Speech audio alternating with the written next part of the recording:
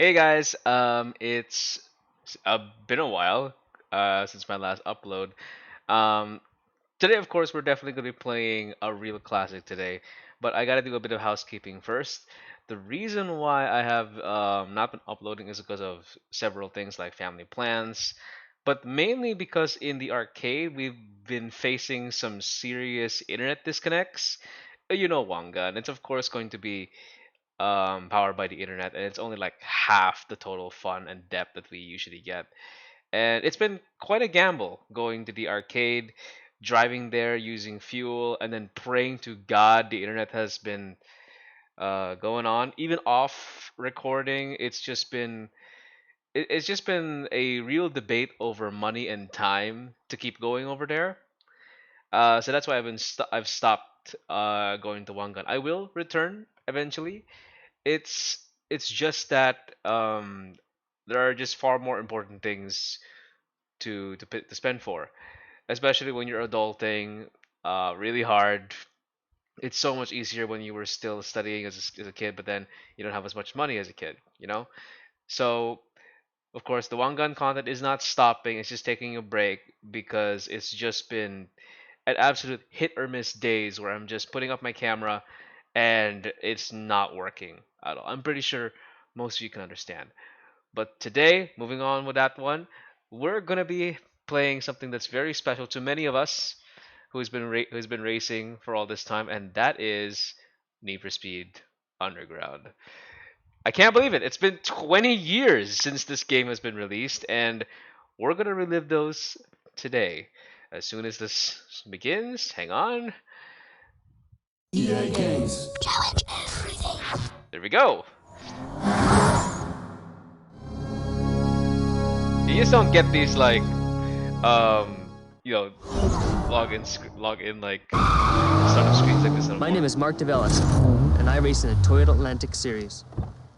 I worked with the team at EA, This tuning the cars for FMV Need for Speed audio. Underground. I may push the limits of my car on the track, but off it, I drive safely and responsibly. Save the racing for the track, and if you feel a need for speed, just play Underground. Well, I didn't really understand the concept of street racing until Bob told me no, it's actually really dangerous. Here we go, that classic intro of Mitsubishi Eclipse. We never really see those speakers, do we?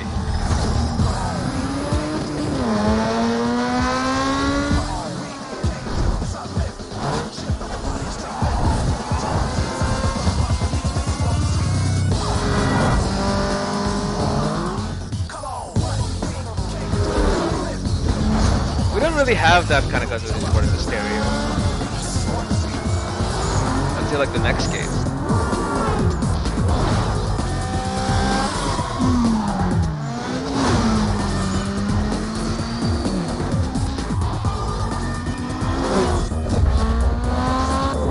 The entire body kit just gets bolted on there.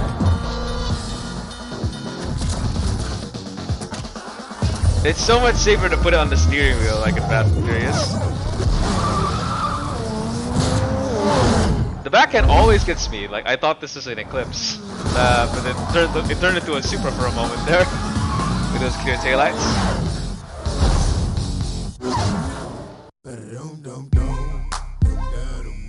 And of course that classic Little John Eastside Get Low intro. Already made an account. So guys, I have to explain. Given this is a 20-year-old game, even though it's already been a week already before I hopped into the bandwagon, I missed it because there was a couple of things in family business I had to attend to. So there's that. And I'll be playing this at 800 by 600. As you can see, why it's basically from a time where we didn't really have like HD TVs. 4x3 was like the gold standard. I don't know how in Davy Jones we managed to make it work back in the day. Let it here. Just give me a sec. As good as the soundtrack is, it's actually really distracting. There we go. Have some peace and quiet. Now, maybe just a little bit of the background.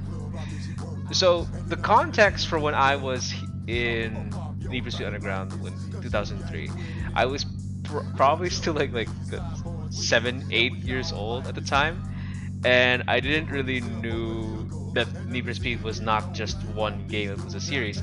And my exposure to the series was 1999's Need for Speed High Stakes. I remember telling and asking Dad, "Hey, Dad, for a next game that I wanna play on a personal computer is a racing game." And he goes like, "Another racing game?" Like, yeah, but instead of something more recent, something more modern. And what it got me was Need for Speed High Stakes. And this is now keep in mind, this is one of my first 3D racing games. I didn't know what a third dimension was. I was so used to that MS DOS Outrun for PC, which is so not the real Outrun. But it was a stepping stone for all of that. And graphics cards were kind of a foreign thing. It offloading all the work to a graphics card was just something that's completely different concept because we usually just rely on the CPU to do that. And it was a time when video games were still becoming a thing. And be truth be told, the skyline that's in the background here was done in association with like Fast and Furious, like Fast and Furious. With, I think it was Craig Lieberman that did this one for the promotion of the game. I'm not sure if this was still around, but it was like a time when Motor X thing with the skyline being imported out into the country. And of course, that's all in the U.S. In the Philippines, where I'm here, we had to convert all the skylines to like left-hand drive, like test drive unlimited back in the day. It was like that looks so strange. Nowadays, of course, we have the Skyline 34, but it's in like a rear-wheel drive. Those are like the only ones we can. But it was such a time capsule. One thing I have to point out is I have no idea why more emphasis was not put on EA tracks. EA tracks is where you select out your music and you can even set them to where you play it on the main menu or off, all, or even race. So you could actually preview them as you go.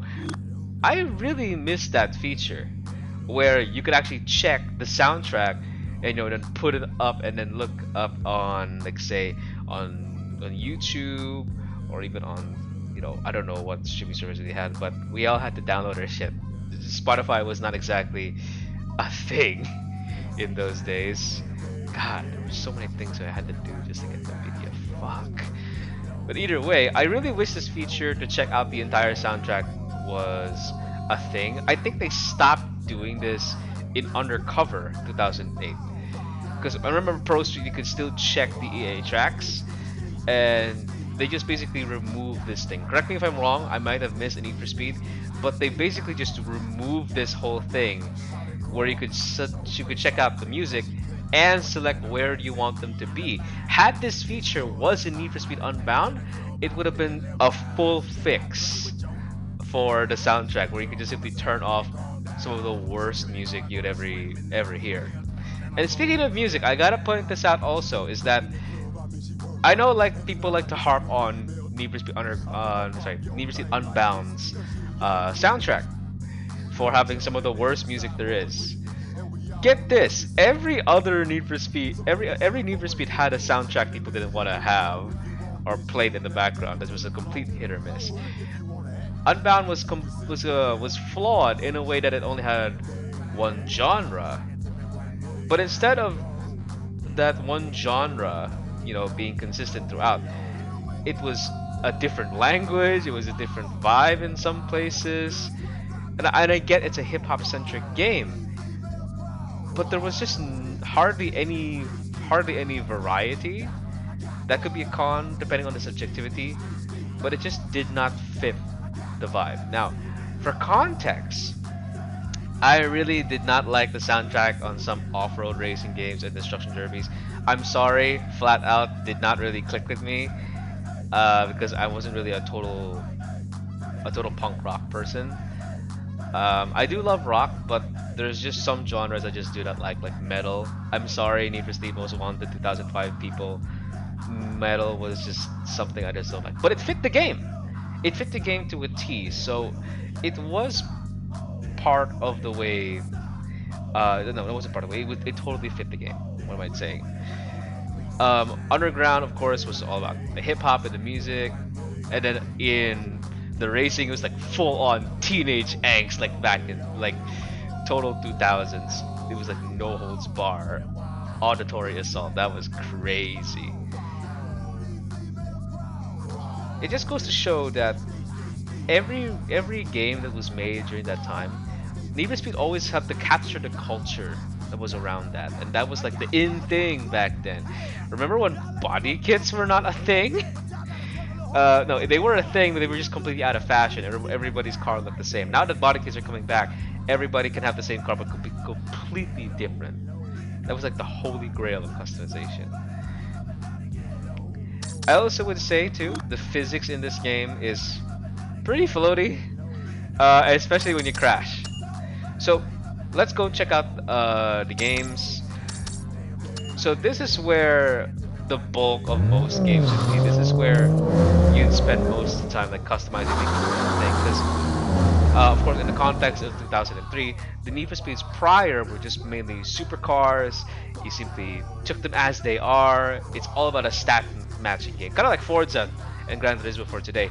But none of the games back then had customization. This was one of the first mainstream games to have actual customization in it. Today, it seems pretty anemic, more say bare bones, but this was a big deal back in the day, as you could make any car and make it yours. If you lost your save game in like say Need for Speed Most Wanted 2012, you feel like nothing. But then when you lose your save in Underground, a part of you just like ripped out of your chest. Like, girl, you put so much time, and you know it's an ugly piece of shit, but it was your ugly piece of shit. So let's go customize a car per se. I've already customized my favorite car, Mitsubishi Eclipse. As you can see, it looks hideous by today's standards, but it was the in thing. It was stuck on body kits, riced out everything. It was a style back then, and if you rock this kind of style with the whole neons and everything, we give you major props. But there was a time and place, like say 2010s, where this was like ugh. Okay, so let's go to my car. I'm gonna get an RX-7. So this is just like the bare bones. I have not unlocked everything because I've already completed this game twice in my lifetime. So I'm not gonna spend too much time. I'd like to spend more time on the newer games per se. So lately I have been playing more the much more recent DVCs, like say New Jersey Unbound. Played it. I wanted to make a video on it, but the PC just could not keep up with the amount of things being rendered. I tried doing New Jersey Rivals, but that game was so buggy as hell. I did want to make a video on it to relive like the Hot Pursuit days, but I think it's better I just play Hot Pursuit, you know. um, I also been like to take part in Pro Street. That vibe, the vibe on that Pro Street game, the Pro Street is like the shit. I remember hating the physics in that game because it was just such a thumb killer.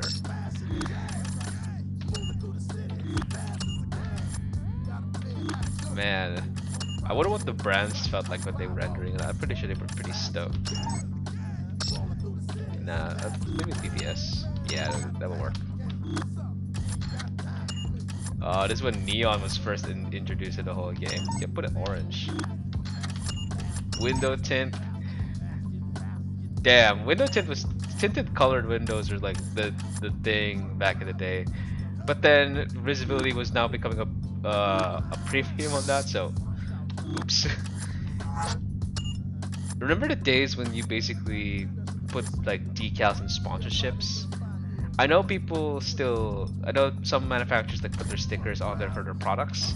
And then what's the cool thing about this is that they give you like a 5% discount.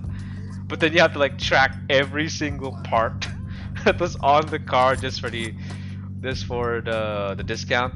But if the difference was like so negligible, nobody would give a shit.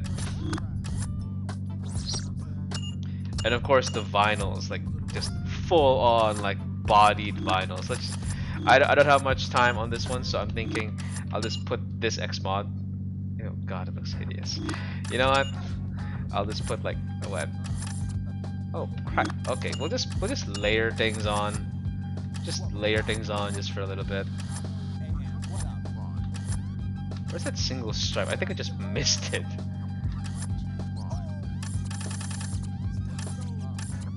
There we go.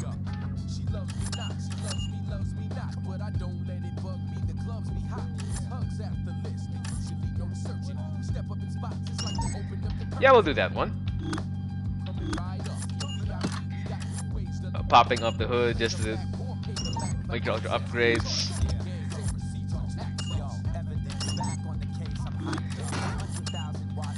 This is where I first learned of all the brands. Now I have to like think about all of it.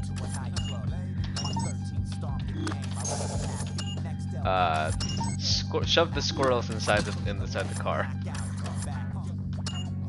As you could see, physically changing your car and then just making it all yours. That was such a novelty back then. Now, coming from like Hot Pursuit to, or even High Stakes and just supercars, and then suddenly being dumped into your mom's like Civic or something, and then you think the whole world of possibilities just opened up, and the stuff that you saw on the streets was like a blank canvas. You could just make your own thing. That was the revolutionary thing about Underground. And it influenced other games too. Call of Duty started making their own attachments, and now it's a staple that isn't always appropriate for every era of like shooters. And this is like the thing back in the day. I'm sorry for repeating myself because it's just filled with so much nostalgia. The thing about having an opinion today in this world is that sometimes people tend to forget the context 20 years ago or where they used to be. Some people were not even born in 2003, you know? And I'm still trying to grasp that reality that there are kids that are younger than me who never knew my time, you know? It's just things that you just get older. And you just tend to forget, like, oh, there are people who don't know my thing, and that's how old people get kind of bitter. That kids today will not understand. Oh man, I feel old already. Anyway, let's take this off for a race. Always love Atlantica, mainly because of how the particle effects look like cotton. That star system had to go. It just basically ruined every car. You were forced to ruin your car. You got an S2K on the grid.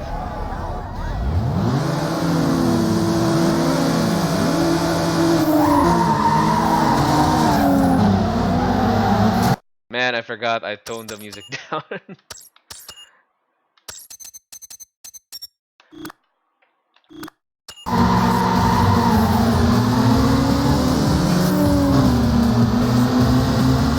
I remember the soundtrack. I literally was singing this thing out loud at an internet cafe, and one of Dad's vivid memories was just me singing along to the soundtrack.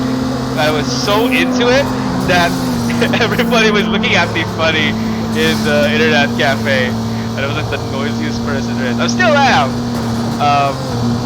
But man, oh man, Dad had a real laugh at that one. Nowadays, it just feels kind of annoying.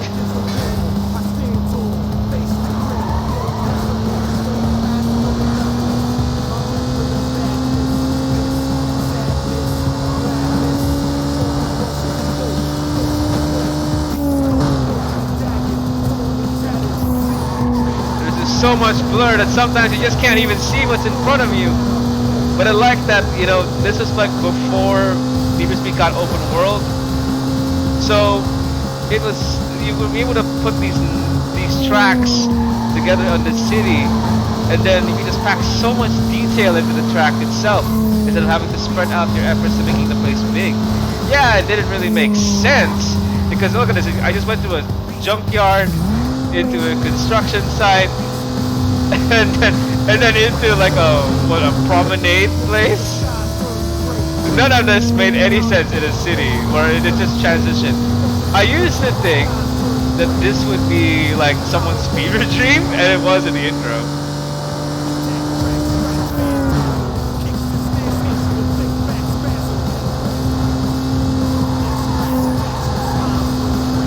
handling of this game. Either could be really floaty or it could be really grippy. And what I really dig about Underground's physics is that no, it doesn't matter if your car is like a shitbox or a souped up version of itself. The handling always stayed the same.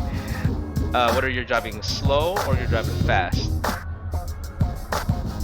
What's that sound? Thought it was outside. We got an S2K in the background there. This is like the first time I've seen Honda S2000 in a game. I thought it was the coolest thing. But then it kind of just dropped off the face of the earth in Underground 2, and then it didn't come back until Shift. Where did this thing go? 6 years.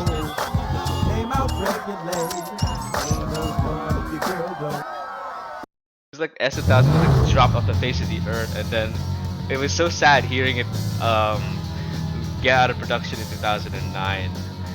And then it just came back like a prodigal child, like, I am the great S2000, praise me for I have returned. And I'm going, bitch, where the hell are you gone?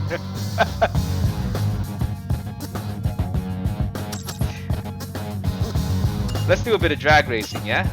This is like the basis for every single mobile game. If you notice, like every mobile game is always two cars going straight, and it's a mini game of shifting up over and over again. This is where it started. This is where the mini game for mobile games happened, except minus switching tracks. I mean, look at this. This was like, what, 20 years ago, and this is the basis for where drag racing began. So let's go kick it some memories, yeah? The gameplay, this is where it started. This is where it happened.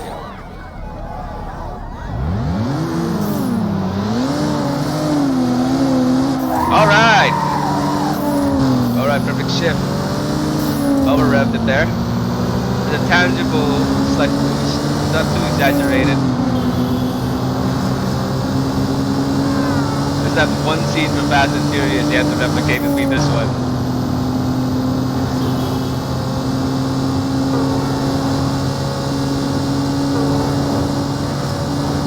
No! It didn't turn fast enough.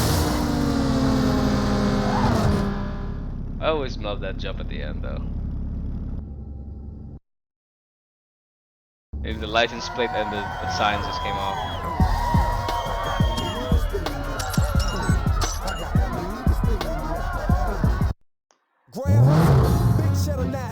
The drag racing was like its own street and everything. The sad thing is just that while it made it simple to switch lanes, it didn't turn fast enough. So switching lanes in the regular ones was just much faster. Let's go some drifting, yeah?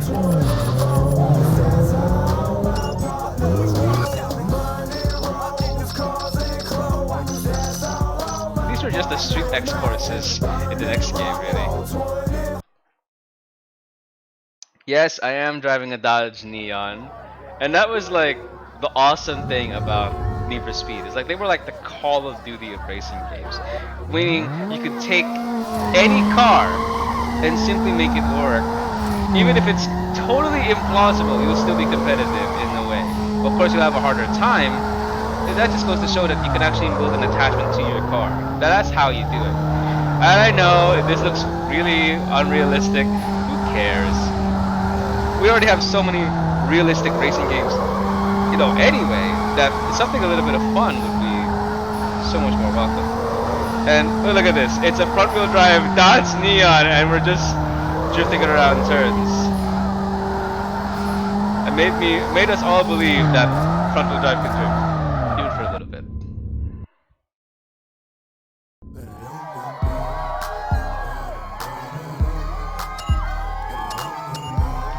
Yeah, more leaderies.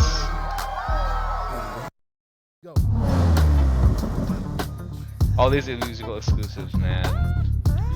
They're the shiz, man. That's basically Need for Speed Underground, yo. 20 years. The gameplay still holds up. And while it does show its age in the progression part,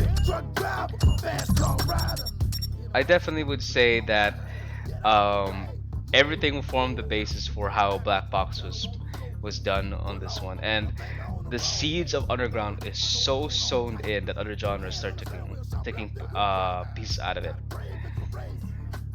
I can't believe it's already been 20 years, and I really do remember the days when I first capped eyes on this game and thinking that's Need for Speed. Until then, we're still all hoping that we made car culture the way it is with this one.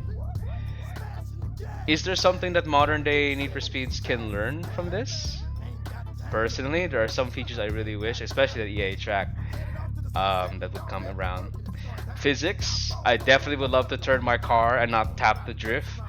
And no, tap gas to drift is just putting the problem on the other end. Unbound does have great grip physics, and I understand that some cars are better than that. I love the variety on that one, but I kind of want the physics to be more consistent across the board, and not one car have like purely drift or purely grip. Because I still want my cars to grip per se.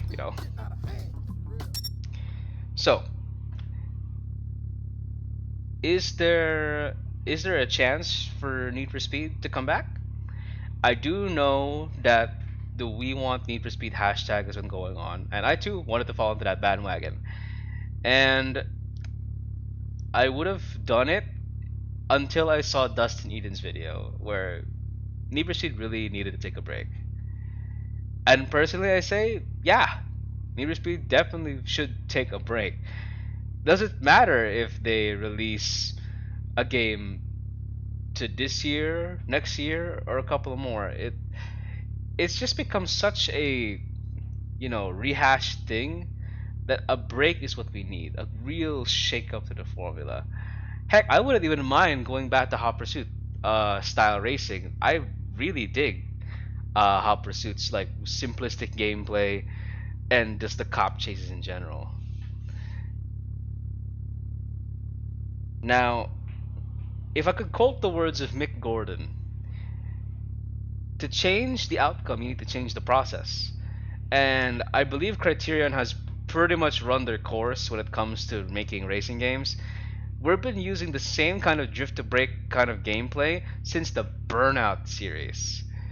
And it was when just during that experimental time where Need for Speed Shift was coming out with Slightly Mad Studios as a entry into sim racing and professional racing, of course. Then of course we had Black Box had their last hurrah with Need for Speed The Run. They didn't meant it to be that way, but there was always this sense of focus Black Box always had from everything they did, and I really, really, really, really dig that. The who I think could be the next devs since Criterion is working on Battlefield. I think you should give Codemasters a chance. I know they're busy working on Dirt Rally and the Formula One series and everything in between, but they do have a division that made that Dirt 5 game. I think it's the shakeup we all need. Plus, these are the same people who made MotorStorm. Come on, man. Can we have a remastering of MotorStorm? You don't necessarily need the original devs anymore, as GTA would prove. I think they would be perfect to really give a shot in the arm for Need for Speed. I don't know what division of Codemasters they were, but they were the former Drive Club people, and I think that would be fantastic. I don't expect them to make a big entry. No, no, no, no. I think something more manageable would be great because there is something as too big of a project, like um, say for example, like the really latest Need for Speeds where they just simply copy paste everything, like No Man's Sky or other crazy games that were just too big for their own good. I think a real form for track racing, closed track racing, is something that can be a test bed, and of course, priced reasonably. Yeah. And then if Need for Speed ever wants to keep their crazy microtransactions, because I know EA execs only care about that, I suggest make a free-to-play game. Need for Speed World 2? Maybe. Need for Speed Mobile? I seen footage. It can definitely work. Cross-platform with PC? Totally cool. Definitely I could bring this on the go on my phone. I'm just spitfiring ideas here. Because it's easy to say you want Need for Speed, but if you don't give any idea that could change up the whole thing, EA is just gonna make the same game again and again and again, and we're all gonna be bored and giving it 6 out of 10s. Seriously, who rates games and stuff like that? For real, just say worth it, not worth it, get a deal, that kind of things. Here's to hoping, that Need for Speed will come back with a fresh face. I don't care if I have to wait 5 years or 10, who knows. But all I know is that this kind of copy paste thing, like say from Payback to Heat to Unbound, Heat was almost there, guys. It was almost there. I sure hope that whatever EA plans to do, they never forget Need for Speed. Because if you get like the regular populace to say Need for Speed at every racing game you come across, you've already made a household name for yourself. Yeah, that's gonna be it for me, guys. I will try to upload a little bit more, but maybe a bit more thought into it, for what I want. I know I've been uploading like crazy with the Wangan things, and we're starting to see a pattern when it comes to repeat cars and repeat tracks and everything. I know that the new update for Wangan 6RR Plus is coming out real soon. I'm happy that the new Z is coming out, and some of the cars you can originally get or exclusive are now being able to be selected. I love that. I'm also planning something that's gonna diverge the channel off a bit, but I have no equipment for it yet. But just because I have not been uploading doesn't mean I'm not thinking of new ideas. But either way, guys, that's gonna be it for me. Thank you so much for tuning in to the video, even if you're probably playing, Subway Surfer somewhere in the background or whatevs. Either you're on the toilet or in the car. Yes, I do listen to videos in the car. I know it's dangerous, but come on. Either that or I fall asleep. Okay? It's just something to keep your wheels going, yeah? But either way, that's gonna be it for me. This has been Paolo Palace, and I'll catch you next time.